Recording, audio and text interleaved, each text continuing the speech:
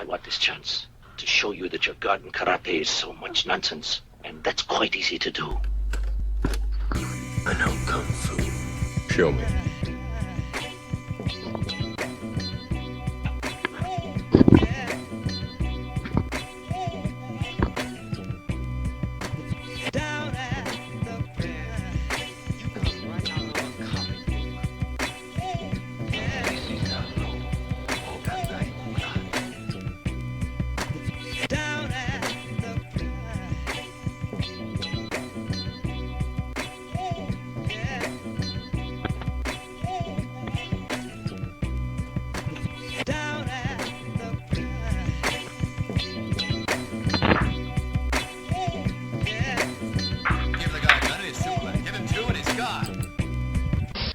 Thank you, and once again, welcome to another exciting edition of H8L Presents Fist Fights and Fried Rice. I am your host, Taz, and joined with me tonight, I have Deku. Yo, yo, yo. Uncle McGriddles. UTBABYA. Goes the dynamite. Nice. And Justice Magnificent and Laos will be joining us a little bit later. Thank you so much for tuning in. If you're enjoying this, make sure you listen, like, share, and subscribe. The more people we listen to, the more shows that we do. Now, with that being said, have a wonderful show planned for us tonight. Something a little bit different than what we normally do. This is episode 5, and I am calling this episode The Heinous Crimes of Combat Sports. And with this particular segment, and this is going to be volume 1 of this segment, what I'm looking to do is to not only talk about some of the most heinous and just horrible crimes all throughout combat sports. Everything from wrestling to boxing, kickboxing, MMA, you name it. If it is combat sports related and someone has done some awful shit, at some point I definitely want to talk about it. What we're going to be talking about today are 2 cases involving loaded gloves and shit people. Let me go ahead and cue our music for this particular segment.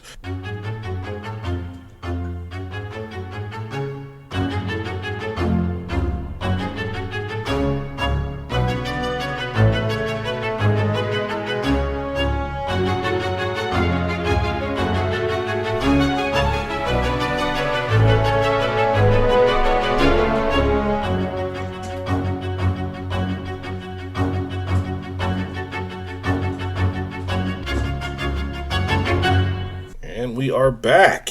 Deku, my man, how are you doing this evening? I'm doing well. Cannot complain, my guy. That is what I like to hear. Let us know what we're eating tonight.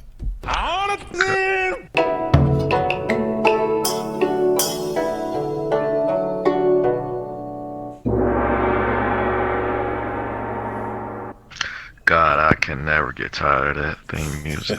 But yeah, what we're eating today is some more vegan treats. There's this lady named Joy again. She has a vegan Viltry soul food vegan cuisine. Now, I told you about Miss Joya the other day, and her joint is really good. Don't get me wrong, but this lady is well known in Charlotte, and her food is, I gotta think of a new word than scrumptious and fantastic. Might be a little corny, but what the hell. I will say her food is perfectionism. Again, perfectionism.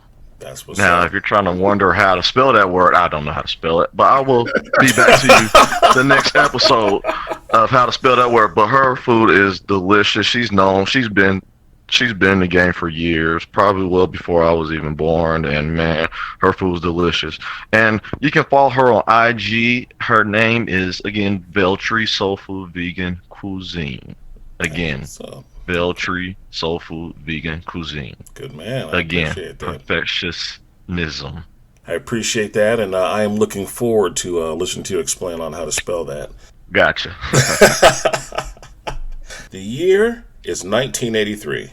The date, June 16th. The place, Madison Square Garden. Billy Collins Jr. versus Luis Resto. So let me paint this picture. We have an undefeated prospect fighting on the undercard of Roberto Duran and Davey Cooper. Like I said, this is back in 1983. Billy Collins Jr., undefeated, had a record of, I believe it was 14 wins, 11 wins by knockout. Billy Collins was the son of a prize fighter, Billy Collins Sr., who never, I don't want to say he didn't amount to much as a fighter, but he never won any of the championships. He was never a household name. He was never anything more than just like a prize fighting journeyman. So all of his hopes of achieving gold or achieving superstardom all rested upon Billy Collins Jr. And this kid had it. He had the look, he had the moves, he had the ability, he had the talent, and that was all taken from him. They fought 10 rounds, and Luis Resto ended up winning the fight. He won by decision. That's where the controversy comes into play. As Billy Collins Sr. was congratulating Luis Resto on his victory, he noticed after shaking his hands that he could actually feel his fingers and knuckles inside of the boxing glove. Now, if you've ever put on a boxing glove, you shouldn't be able to just comfortably and cleanly feel the knuckles of your opponent or whoever you're shaking hands with. So after protesting right then and there inside of the ring, he demanded that the gloves be impounded. But he knew something was wrong, had the gloves impounded, and that's when they determined that basically an ounce of padding was taken out of the glove. Now, to paint a better picture, an ounce is basically 50% of the padding inside of a boxing glove. So he's damn near fighting bare knuckle.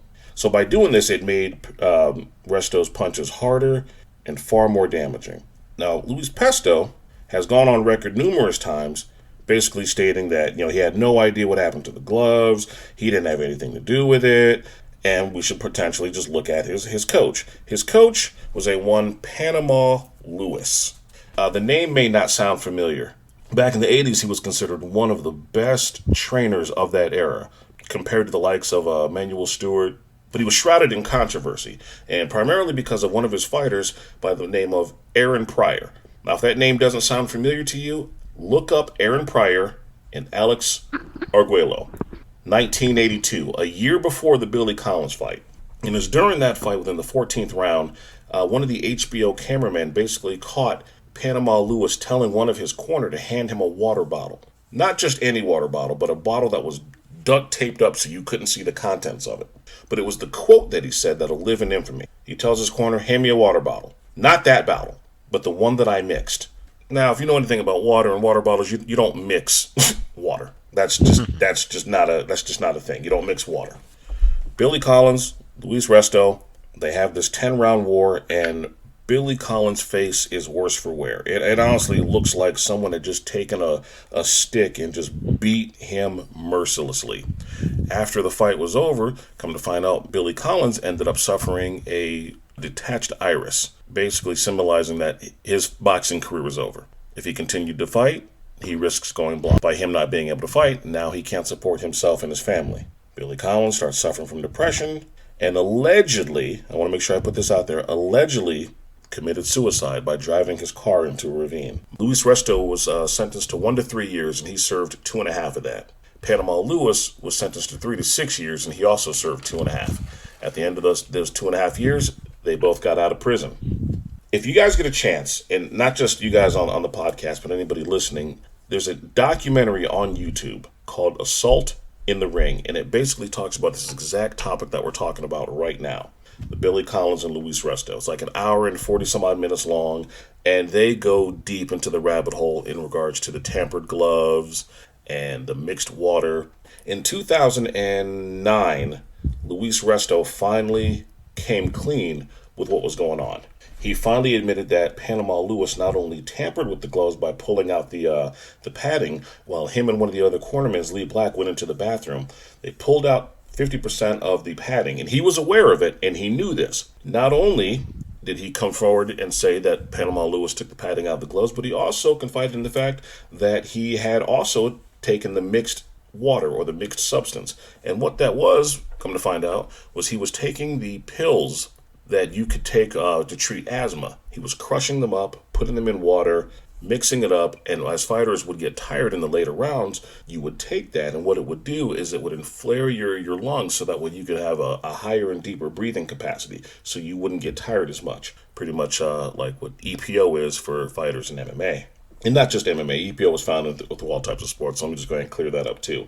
Both Luis Resto and Panama Lewis were banned for life and had their boxing licenses revoked. And we come to find out that Luis Resto also had loaded gloves. And by loaded gloves, I mean what he had was they were taking plaster and putting them on the hand wraps. So that when you wrapped your hands up and your hands got hot inside of the gloves, it would form into a hard plaster to where you couldn't reopen your hands, or at least not open your hands very wide. And that would make your punches that much harder because it's now a really dense surface. Like I said, Billy Collins' life was never the same after that. He fell into depression, allegedly committed suicide, leaving behind a wife and a child and a broken family. Now, with all that being said, gentlemen, how do you guys feel about that? From what you told us, I know you've done your research extensively. I believe they should have did a little bit more time, because not only you've ruined a person's career, you may have also drove this man to suicide. That's a body on their heads they got to deal with for the rest of their life.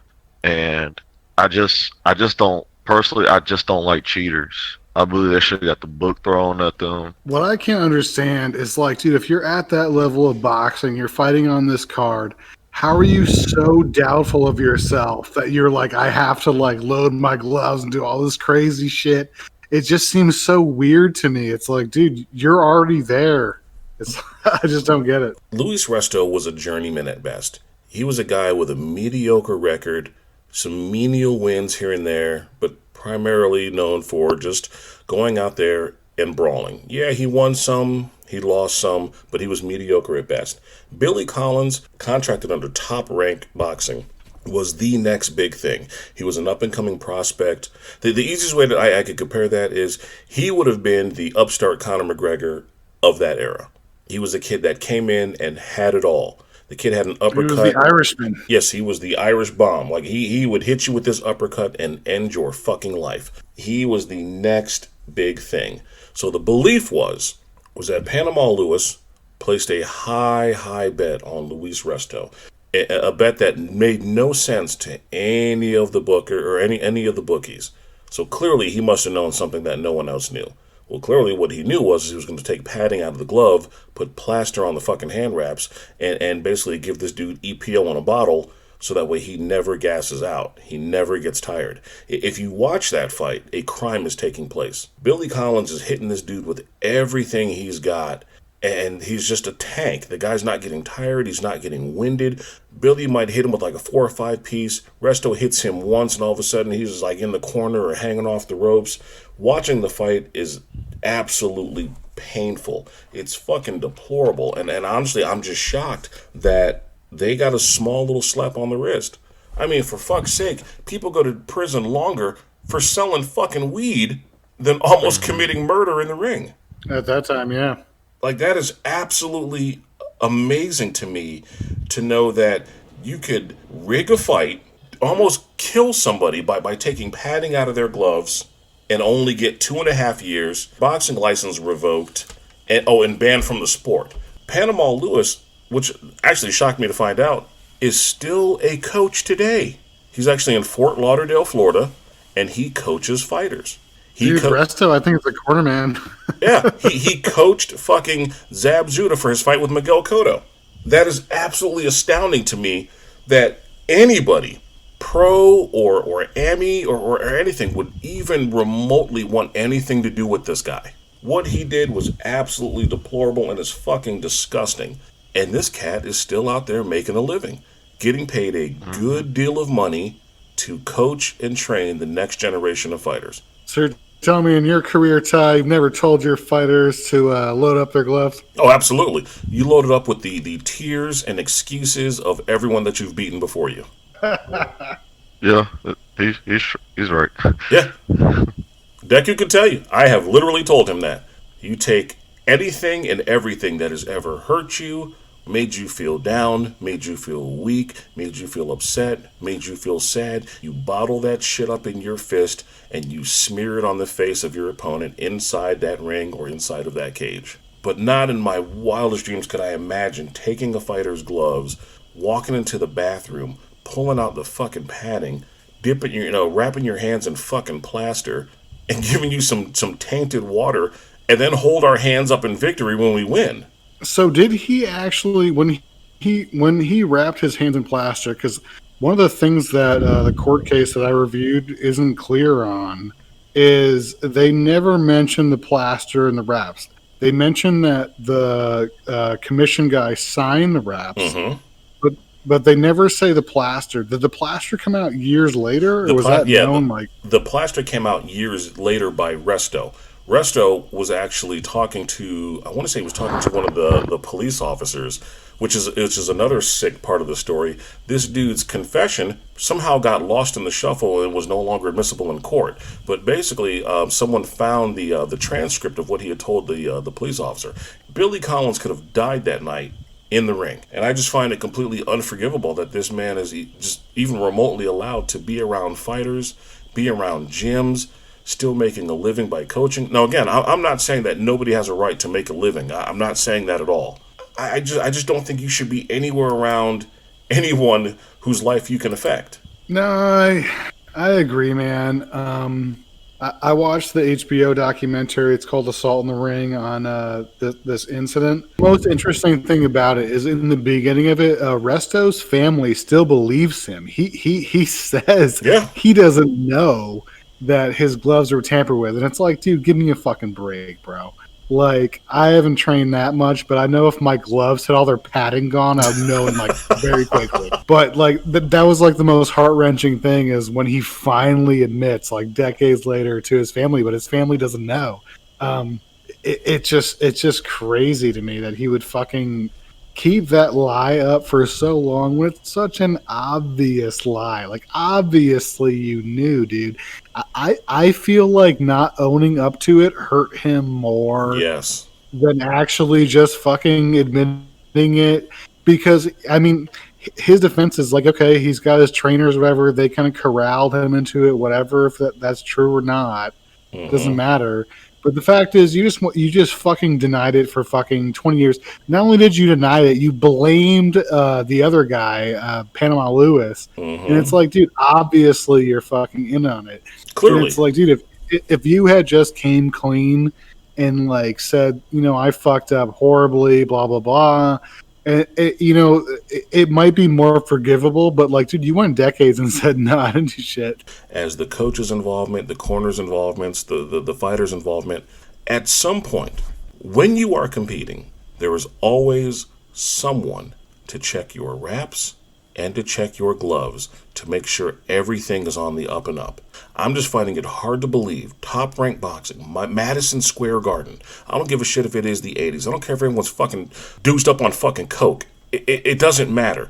You can't convince me that there was no one around to check these gloves.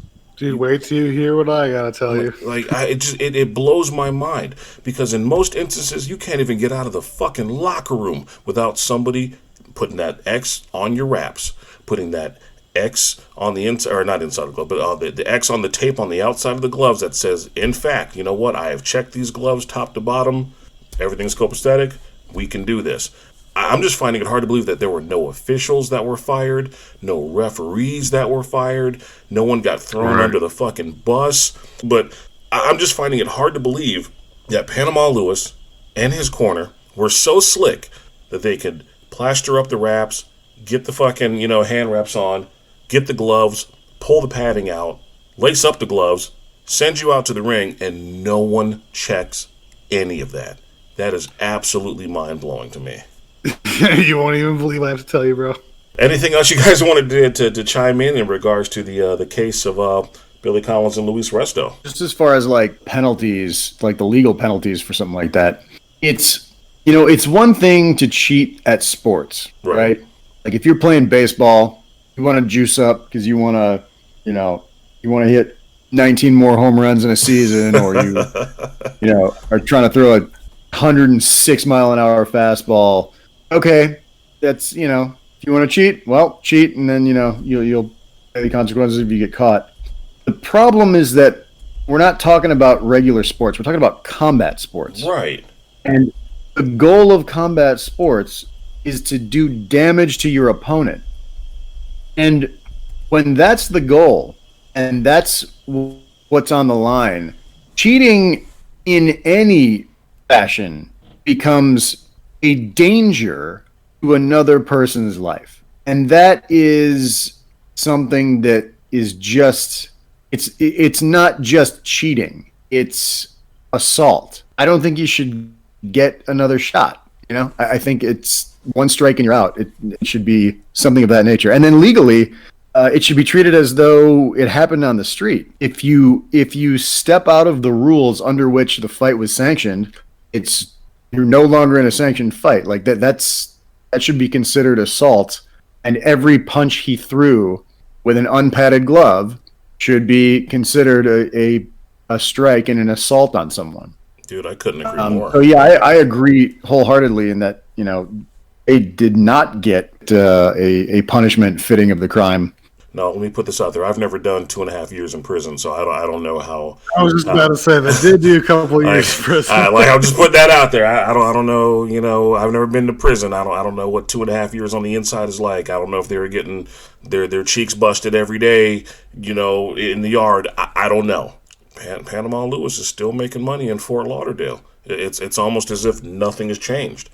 Luis Resto, yeah, I mean his life clearly took a fucking turn for the worse because you're barred from the sport that you love the most. We will never know how far Billy Collins could have went. We have absolutely no idea what the future had in store for him. We could have been talking about him like one of the greats. He could have been up there with the Marcianos or the Alis of the world. We'll never know. Now, Justice, I see that you've joined us, sir. How you doing this evening? I'm doing well. I'm doing well. Billy Collins, Luis Resto, sir. Your thoughts? Despicable, man. It's like what UTBABYA said, what he alluded to, is like, you do that or whatever, you take steroids or PEDs or whatever the case may be, I believe the punishment should be a lot harsher when you cheat.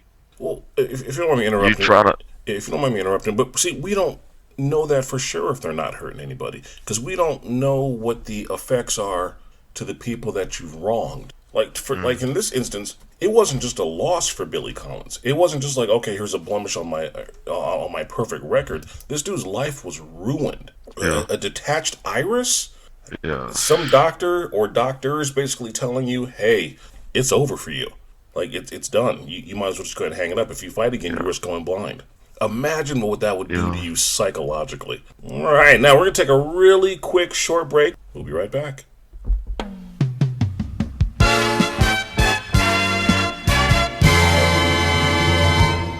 And we are back. The year 2008. The day, the 26th of July. At MGM Grand Garden, Paradise, Nevada. Miguel Cotto versus Antonio Margarito. This was for the WBA welterweight title. Cotto and Margarito, they fought, and it was a hellacious battle. For those who have seen the fight, if you get a chance, the whole fight is out there on YouTube. I highly recommend going out and seeing it. It is an absolute masterclass of boxing from both sides. Miguel Cotto, in the early rounds of this fight, was putting on an absolute clinic, in my opinion, at least, on Antonio Margarito. He was beating him to the punch. He was out maneuvering him. He was out angling him. He was out striking him. It honestly looked like Miguel Cotto was on his way to putting on an absolute dominating victory. And then somewhere along the lines, Antonio Margarito catches Cotto with an uppercut. Not only does it change the pace of the fight, but Miguel Cotto starts taking damage that he has normally never taken damage before in a bout. And things were questionable. The fight gets stopped. Antonio Margarito gets the victory. Miguel Cotto looks worse for wear. Had never taken damage like that. We fast forward a year later, 2009. Moments before his bout with Sugar Shane Mosley, Margarito was caught with illegal hand wraps basically containing medical plaster. And for those who know anything about medical plaster, what that is you basically coat your hand wraps in this substance. You let it dry overnight, you wrap your hands up. Once they're inside of your gloves, the heat from being inside of your gloves causes the plaster to harden. So it's almost like fighting with bricks in your fucking gloves. The Mosley crew caught him right before the fight, and this man was not banned from boxing. So it calls into question his fight with Miguel Cotto. Now they had a rematch, and Cotto beat the fucking brakes off of him. Absolutely beat the brakes off of him. You feel like he should have been banned from boxing for life? Most definitely. Welcome to the show, Laos. Todd knows how big of a fan of Miguel Cotto I am. That's how I got him to get on the show today, folks. Man. So the issue with that Margarito Cotto fight, even though nothing has been proven yet, and I'll get to that in a minute, is But for the guys that haven't followed boxing as deeply as I have or as Taz has, Miguel Cotto, during that time, I mean, he came up with Mayweather and all those guys. Yep. He was undefeated in the history of boxing. That fight with Margarito, shocking, I can say the least, to most people that watch that fight because, like Taz has already said, yes, Cotto has been into wars. He had never taken that kind of damage. And you never seen it on his face that someone was actually hurting him. Never. And if you guys go back and watch that fight, you could actually see it on his face that these punches were actually really hurting him. The history of Margarito was this guy wasn't knocking guys out. This guy wasn't really getting technical knockouts either until probably 4 or 5 fights before Cotto. All of a sudden, he goes on this string of just destroying people. Ends up beating Cotto. It's caught during that Sugar Shane fight, like Taz said. And if you guys go and look at his record, he doesn't fucking beat anybody. And after that, he might beat one person, but he doesn't knock out anybody. He definitely doesn't really hurt them. So that alone doesn't make it to where you can just disqualify Margarito and say he's cheated his whole career. But if you look at his record and look at the timeline and everything, I mean, there's a really, really interesting interview with Max Kellerman before their second fight, before Cotto Margarito's second fight. And they bring up the picture of Margarito's hand wraps. And as Taz described to you guys, when you have that plaster wrap, it is almost like a brick. And anyone who's had their hands taped professionally, like you can still bend that tape. Still open your It's hand not up. this hard rock where it's not going to move. And it's definitely not going to crack or break like it did. Glad you mentioned that, Laos, because that was one of the things about that really disturbed me. When they show a picture of Margarito's hand wraps, if right in the center, you can see where the hand wrap itself burst. That is not common with wraps. Wraps do not do that. I don't care how hard you punch. It's not going to break the wrap. When that was brought up to him in the interview, he tried to say it was from the blood stain or it's from him punching so much. Yeah, some nonsense. I cannot sit here and comfortably say with 100% certainty did cheat against Miguel Cotto. But what I can say, as Laos has already brought to the forefront, if you go back and look at the nature of his career, he was not knocking dudes out. Margarito was known as a very aggressive striker. He would smother you with strikes and he would just stay on you. To basically put it into MMA terms, he was the Max fucking Holloway of the welterweight division for the WBA. That's what he was. But he was not knocking you the fuck out. I feel that Miguel Cotto, because of this fight, took something out of Cotto. I'm glad you said that because I was actually going to touch on that point. If you look at his record, especially after that fight, I mean, that fight took years off this guy. And he was going to be going down as probably top 5, maybe even a top 3 welterweight when you think about it. Because the only guys that I really see him losing to, no matter what, is going to be Pacquiao and Mayweather. Yep. And even that Mayweather fight, I don't know if you guys watched that. I mean, he held his own. It wasn't like he was being outclassed. Right. Pacquiao just kind of like outpunched him and really wore him down. But I mean, beat Zab Judah when people thought Zab Judah was a second coming. Even though Margarito wasn't caught in that fight against Cotto, it's kind of sad to see that he got away with destroying someone's career. That could have potentially, I wouldn't say destroy his career, but this guy could have potentially been an all-time great. And I truly believe that it is because of this Margarito fight that is one of the things that took the wind out of his sails. Yes, he got it back in the rematch. Yes, he beat the brakes off Margarito, but that's not what people remember. People remember that first fight and how Miguel Cotto's face looked. He looked like the poster child of why people considered boxing to be barbaric. Even when he came back after the fight, he was not the same Cotto. There was something different about him. He changed up his whole style. Actually. Oh, yeah. To make people understand how big of a fight this was, I mean, you're talking about Puerto Rican-Mexican rivalry. You're talking about an undefeated fighter going against an up-and-comer that's really tall and lanky for the division that, yes, people thought could beat Cotto, but didn't really think that it would happen. And it's in Cotto's backyard in New York. Margarito getting caught with the Sugar Shane Mosley fight. I think his license should have been revoked right then and there. I think he should have been banned from the sport. You guys remember the Greg Hardy debacle about him taking the hit of the inhaler while sitting on the stool in UFC? Right. Yeah. Oh shit! I didn't even think of that. That's what this goes back to. Yes, okay, maybe he got someone to say yes, he could use it. Maybe not. What people fail to realize is by him being allowed to hit that inhaler opens up his lungs, gives him a renewed sense of ability to strike, move around, basically like a steroid for your lungs so that way you don't get tired. You can't. I mean, that's exactly what it is. Yeah, you can't use shit like that in combat sports. That's the reason why they don't allow you to have inhalers. There's a reason why they don't allow you to have anything other than water in your fucking corner. Aaron Pryor. That was a hilarious line. It is. Aaron Pryor was getting pieced the fuck up. This fight is on the verge of stopping. He gets a hit of this fucking Miracle Tang or whatever the fuck is in this bottle. Then all of a sudden he comes back and puts on a fucking striking clinic. It looked like round one all over again. I want to make like 500 of those bottles, dude. I'm gonna bottle that shit up and sell it. Fucking, he comes back and KOs the fuck out of Grillo. It's insane. Dude, his striking density in that first, I don't know, 20 seconds.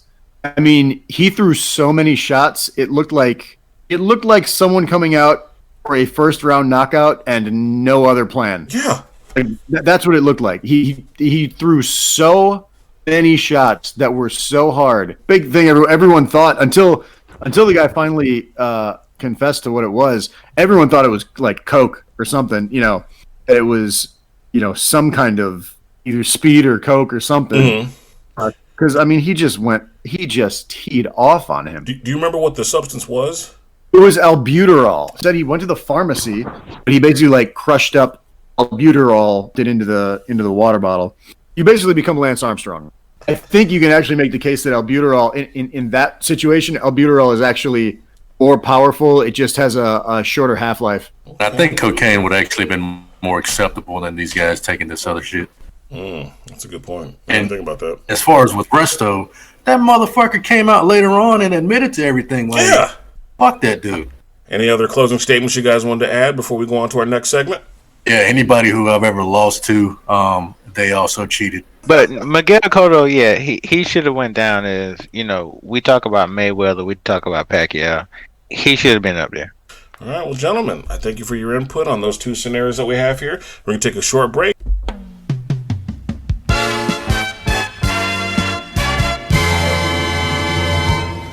Legalities.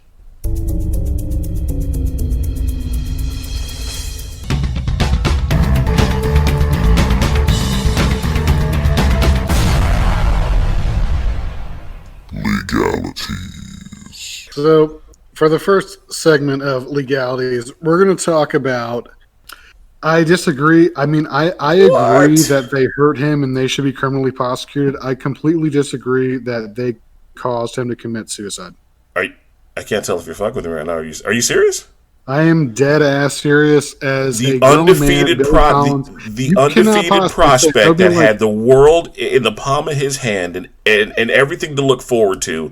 He gets his shit wrongfully taken away and basically gets told that he can never box again because of a detached iris due to a whole team of fucking cheaters.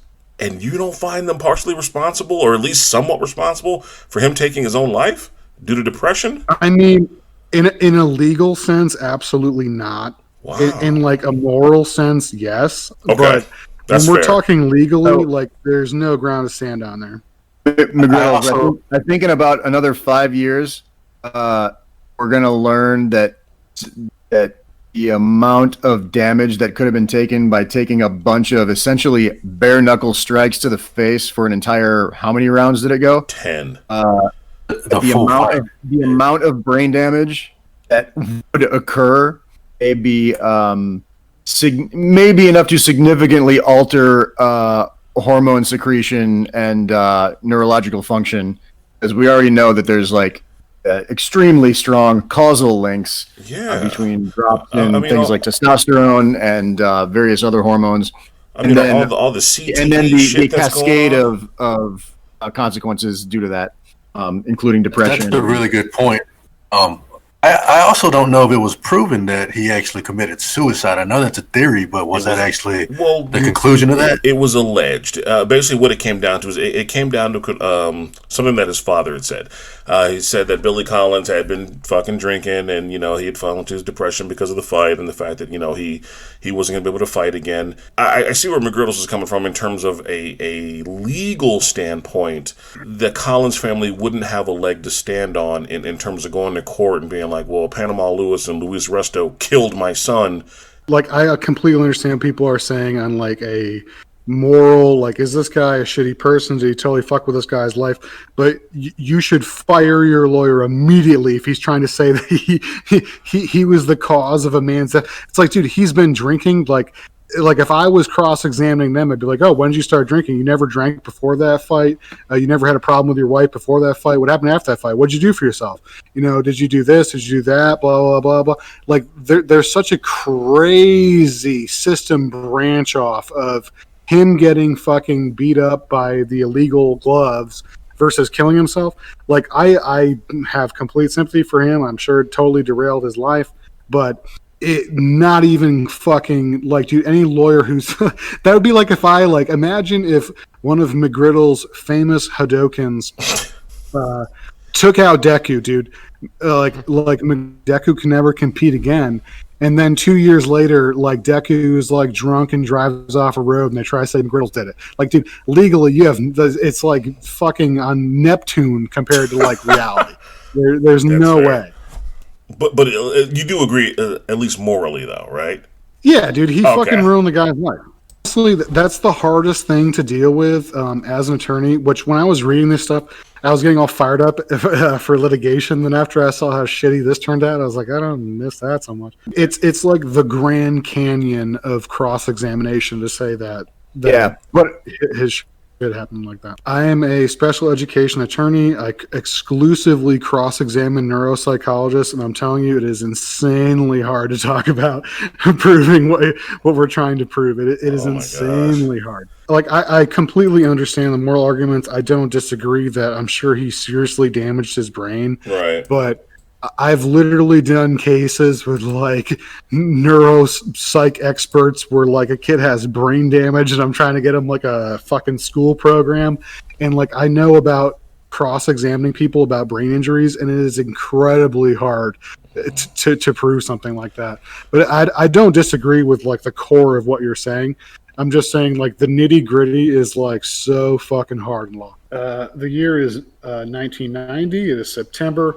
And so Billy Collins' wife is the executrix of his estate. And so she is suing Madison Square Garden and what the fuck is the boxing? Top Rank. Top Rank. So this is basically like his estate posthumously suing them, saying that they failed him on certain duties. So she first tries to say that the security guards, and this is about her claim against Madison Square Garden, she tries to say the security guards should have been in Resto's room and should have prevented him from wrapping up the hands, which, I mean, I think this is a really ticky-tacky claim. The court threw this out quickly. I disagree with this tactic. It's a weird thing in law where it's called the shotgun approach, where you throw like every fucking claim at them. I feel like saying Madison Square Garden security should have been in his room is a really flimsy claim, and I would not have led my case against them with this, not against Madison. Honestly, I wouldn't even sue Madison Square Garden. And the reason I say that is because imagine if you have like a bowl of ice cream, and that's like your good claims, and then you have one scoop of dog shit you just put right in that bowl of ice cream. What the fuck? And that was the fucking claim that the Madison Square Garden security should have stopped him. And like, I don't doubt that their attorney had some good fucking reasoning for this, and I'm sure he had his own arguments, but the court is addressing this in order. Typically, like they address your claims in order, and so it makes me believe they presented this claim first. And I'm like, dude, are you out of your fucking mind? That immediately makes them think that this case is frivolous. But yeah, the court says, based upon all of the above circumstances, I conclude that as a matter of law, plaintiff has not demonstrated the necessary element of its claim that Madison Square Garden had a duty to place the security personnel in Resto's room. The plaintiff tries to say that the referee should have checked his gloves in the first case. And then the court says the relevant regulatory body contemplates that even if a boxer is left alone with his gloves, the inspector, who I note is also a defendant in this action, is the person to detect any possible glove tampering. So she's trying to sue Madison Square Garden, Top Rank, trying to sue the referee. And the court says that it's not the referee, it's the regulatory official from the commission is the one responsible for glove tampering. Yeah, their other case was that they tried to say Top Rank had the duty to inspect the gloves. And they're saying, no, Top Rank didn't have the duty to inspect the gloves. It was the commission. Well, long story long, she lost the case. The first case against Top Rank and MSG, they said you had no basis to sue these people. Andrea Collins, 1994, she's suing the state of New York. Her argument is the New York State Athletic Commission had a duty to make sure his opponent's gloves were fucking up to snuff. The New York State Athletic Commission had a duty to Billy Ray Collins to inspect the gloves. And this is the state getting out of that. Resto was convicted of conspiracy, tampering with a sports contest, assault, criminal possession of a deadly weapon, which is pretty crazy because they literally said his hands were the deadly weapon, which is just weird. And so they talk about him ending his life. They get into that thing we just discussed about, like, was it really it? She talks about Rule 209-4. It says, under no conditions are gloves to be placed on the hands of a contestant until the approval of the commission is stamped. The bandages by its representative. So she's basically saying to fucking look at this guy's gloves. She says that this rule requires the commission representative to be present at all times during the bandaging. This record is clear and undisputed that Giovanelli left his room.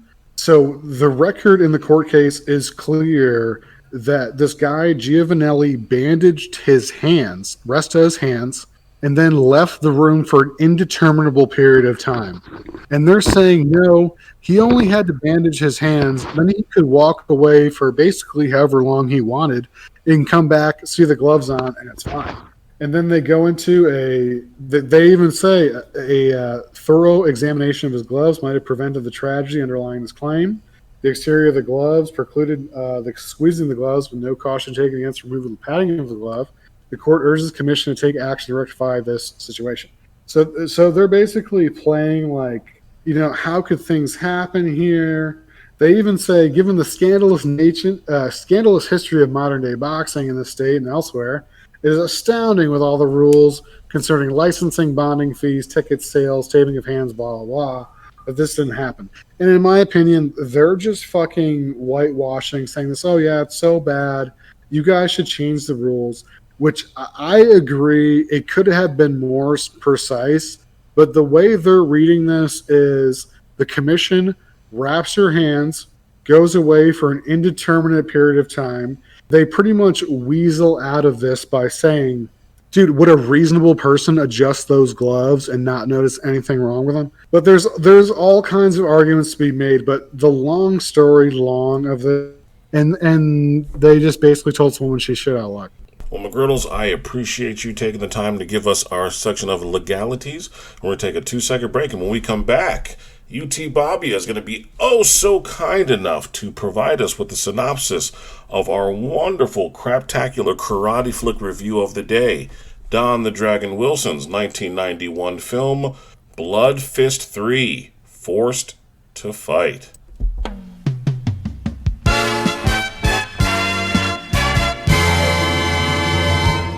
And now, our feature presentation.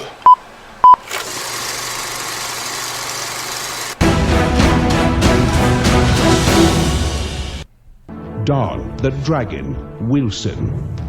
In Bloodfist, he avenged his brother. In Bloodfist 2, he won the Tournament of Champions. In Future Kick, he fought the battle of the 21st century. Now, in Bloodfist 3, Don the Dragon Wilson is Jimmy Bolin, an innocent man, forced to fight. I'm gonna send you up to cell block C. You're gonna wish you'd never been born. You in the wrong part of town, boy. Well, Mr. Bolin, welcome to the laundry room. Everything in here is white, except for you, man. He's through. Trapped in a world of hate and anger, Don the Dragon Wilson is surrounded by the deadliest and most desperate criminals in America. You want to fight? Fight the damn system that got you here, not each other. Well, I'll be out of here in 12 days. You did this. Cut off all the phone lines to the outside. You get control of this right now, or you'll be busted back to guard duty.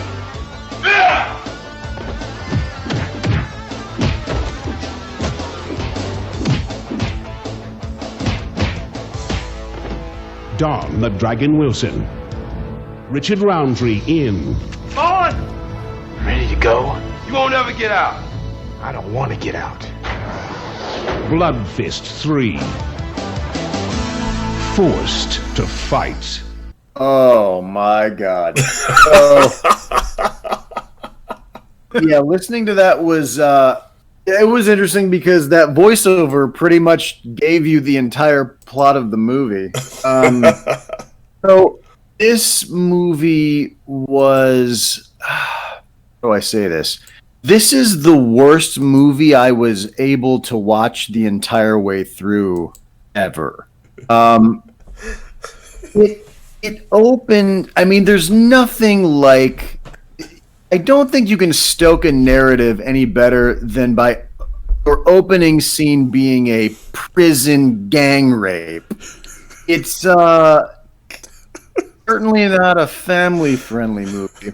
Also, the least amount of martial arts I've ever seen in a martial arts movie, which was just made more infuriating by the fact that the first things you see on the screen are like the opening credits with like the actors' names, and they're touting their kickboxing achievements.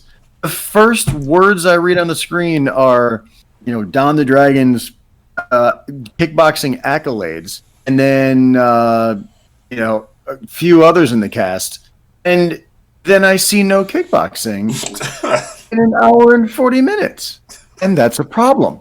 And it was so it's a, you know, it's a just a shit story of a wrongfully imprisoned guy who ends up killing the dude that was raping the other dude in the opening scene, and so the warden comes in, or like, I don't know, one of the COs comes in and decides to, the warden I guess decides to send him to cell block C, which is I guess where they keep all the most violent criminals. So he basically just has to navigate the and everybody's ganged up, right? So and they do it by race in prison apparently. So it's, you know, all the white dudes and all the black dudes are in their own, you know, little gangs. Well, actually, two big gangs. And he doesn't want to be a part of any of it. And there's this old wise black man who is trying to advocate for peace. He really had the Jim Brown look going. You know who that He was? sounds just like Taz. He did it, I swear. Yeah, you have any idea who that old black man was? I should know who that was. Shaft. But I you know what? Part of me knew that. The original Shaft. But I just didn't the recognize only it. Shaft. I'm upset at myself now. But, yeah, so and I think he's the reason that I was able to finish the movie, because it took every ounce of willpower to not grab the remote control and hit the power button. This movie was so just. Dude, what about the fucking fact that it puts you to sleep because literally the lights are off in the whole movie. Yes, that's exactly what I was going to say. This prison's got no fucking electricity. It makes you care as little as humanly possible about them.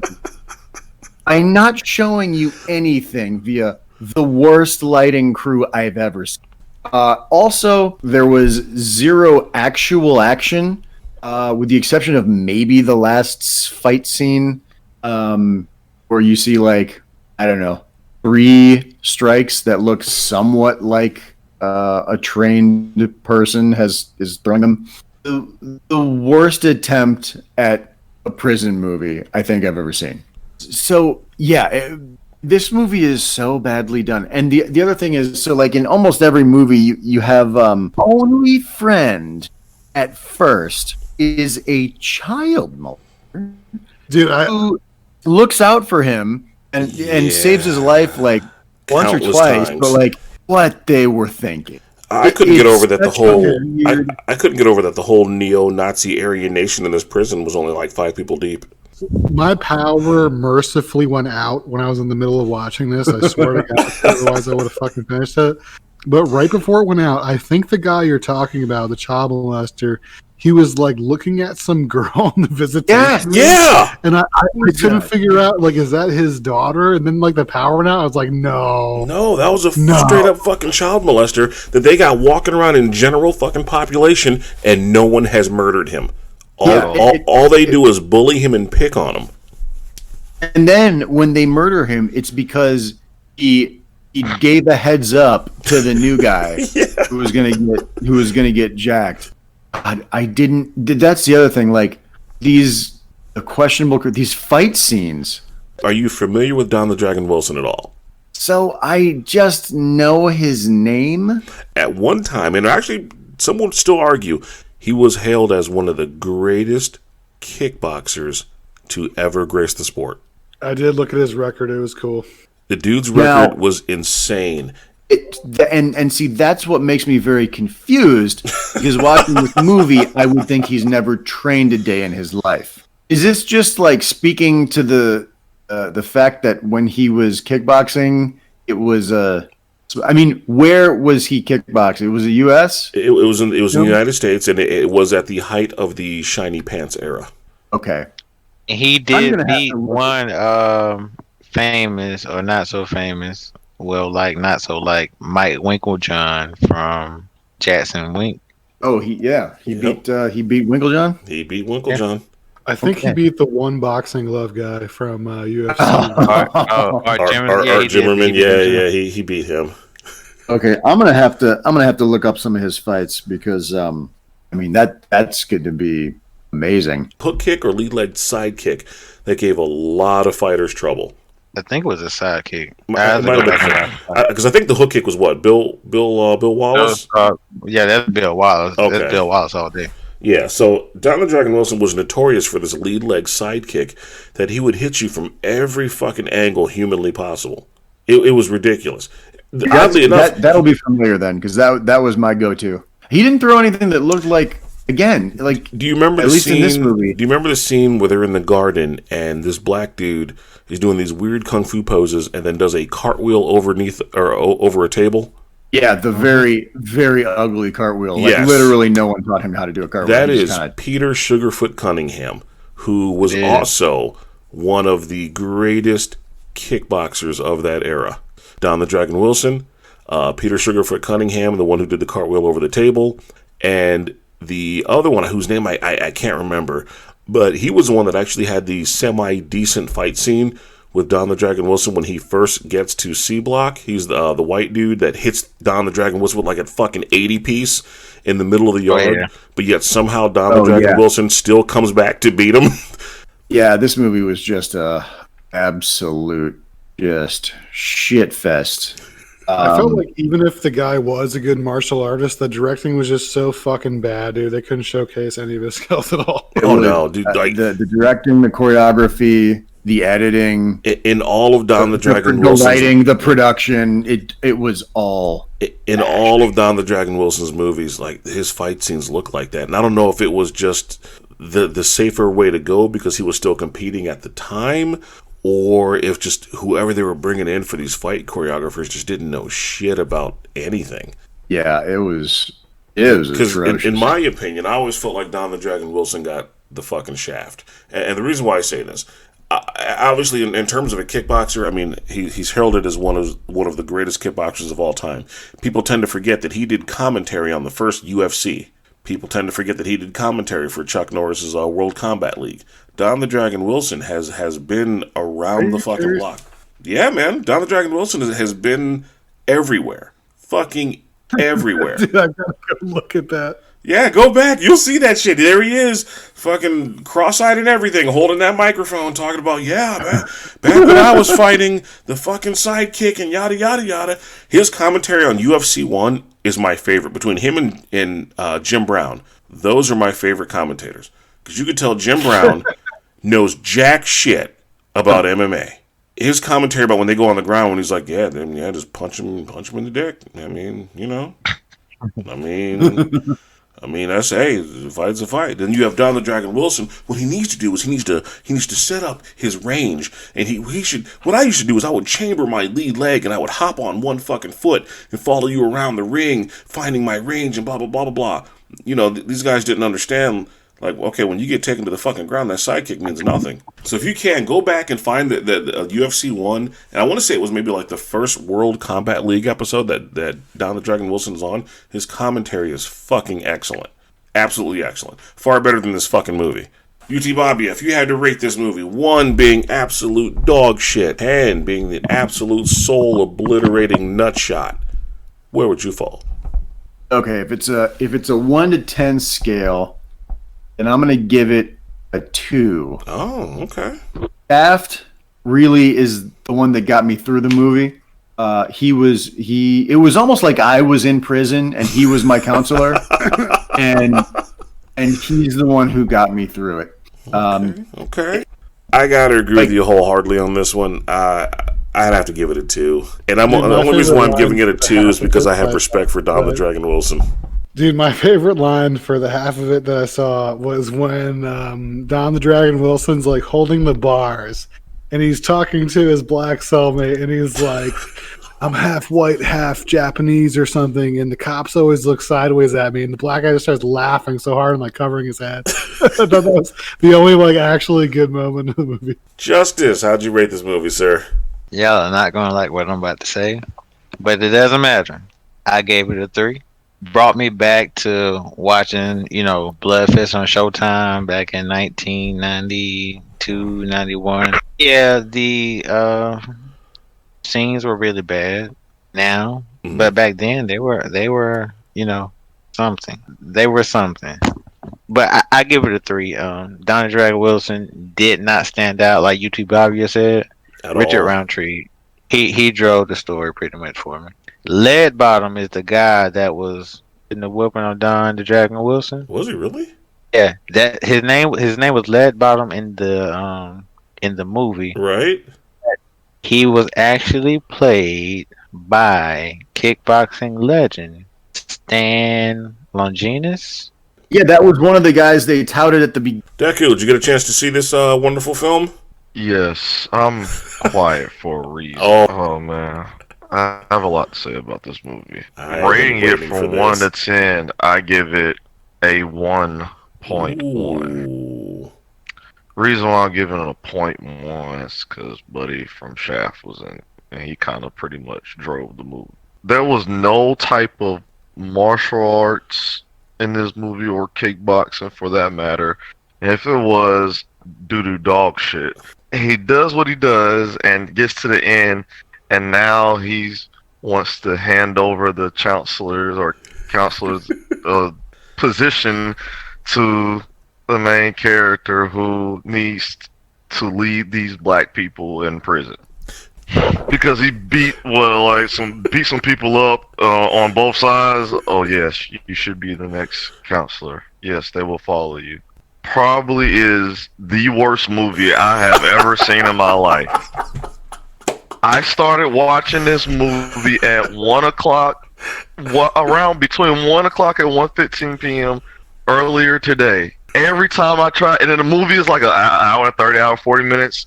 It took me from one something all the way up to the start of this show to finish that movie because I kept going to sleep. It was so fucking boring that oh my gosh. I feel you. And I was like, why does Ty torture us?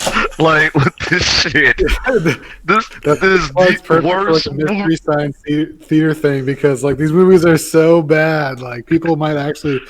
You already know what I'm about to say. 1.1. Go ahead and hit us with that tagline, sir. This movie was straight up boo-boo balls, doo-doo sickles, Hershey squirts, and a lot of mud butts. Like I said, this is the worst movie I ever watched in my whole entire life. I pretty much second everything Deku said, but I just want to add one thing that Kamaru Usman will be Gilbert Burns. That's the only thing. I completely understand. Well, gentlemen, that concludes our fucking movie review. Forced to fight the story of Gilbert Burns versus... Oh, you son of a bitch. You son of a bitch. Justice Magnificent. Would you be as so kind, sir? Having watched this wonderful gem, would you be as so kind as to provide us with the technique of the day? Improve your skills, son. Harden your body. Become the number one man. Do not ever let anyone beat you.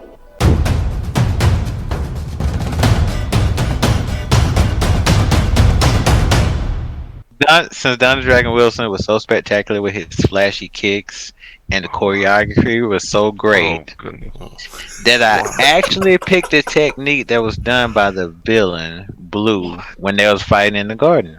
Right. Okay. So when they were fighting in the garden, when Shaft was like, "Okay, y'all want to fight? Let's go." Don the Dragon Wilson threw a kick. Blue catches the kick and elbows the top of the thigh. Dragon Wilson goes down. In my head, I'm like, you know what? You want to stop someone from kicking you? Good elbow to that quad, they're going to think twice. This will actually work. And trust me, an elbow to the thigh when you're kicking, I'm going to think twice if you're going to kick again. Justice Magnificent, be as so kind, sir. Take us back down memory lane of forgotten or underappreciated organizations, promotions, or fighters. Back in the days when I was young, I'm not a kid anymore. Back in the days when I was young, I'm not a kid anymore. Back in the days when I was young, I'm not a kid anymore. But some days I sit and wish I was a kid again.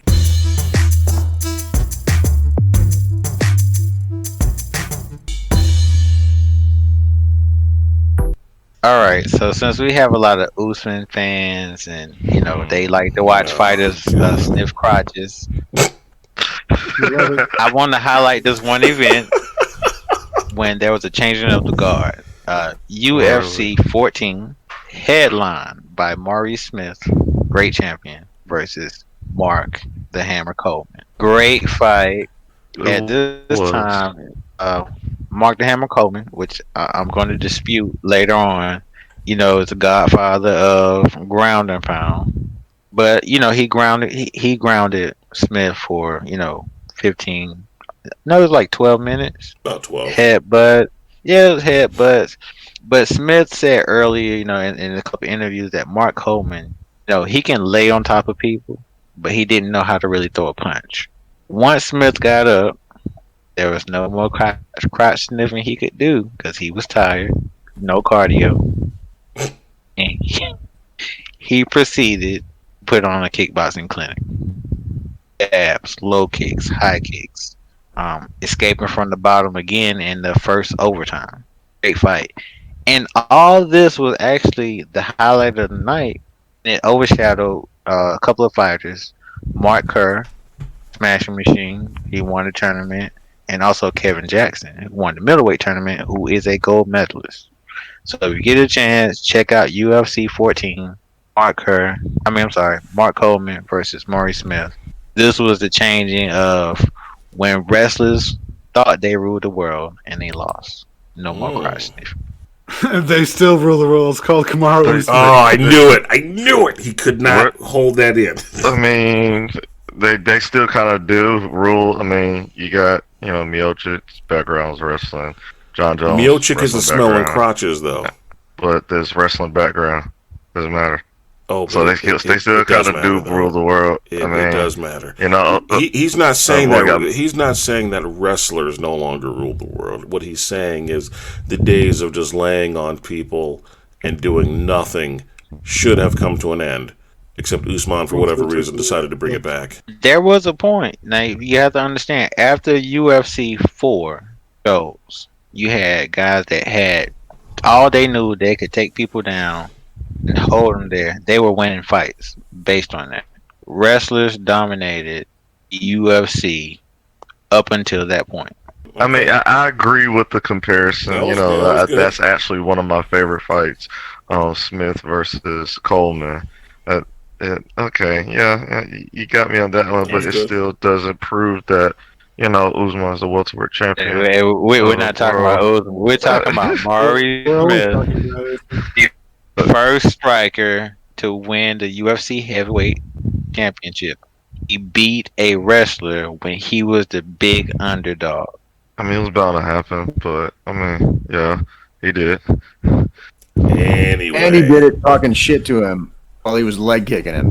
Right. Which was my favorite lights part going of that. out. Right. Lights was going out, falling all over the place. He was like, nah. Tape was coming off his gloves. He was cracking him in the leg going, come on, Mark, ground and pound me. Crack him in the leg again. Come on, where's your ground and pound, Mark? Correct me if I'm wrong, but I believe Maurice Smith was the first kickboxer to win a UFC title or UFC tournament. Is that correct? Yeah, technically with credentials. Yeah. Right. So I can't really remember. Y'all probably will correct me on. Did he come? He came before. He came before Boss Rutan, or was they like around the same time? So he came to the UFC before Boss Rutan. Okay, gotcha. But Boss had beat the brakes off of him and Pancrase like a bunch of times. Right, murdered him. Boss had dominated him.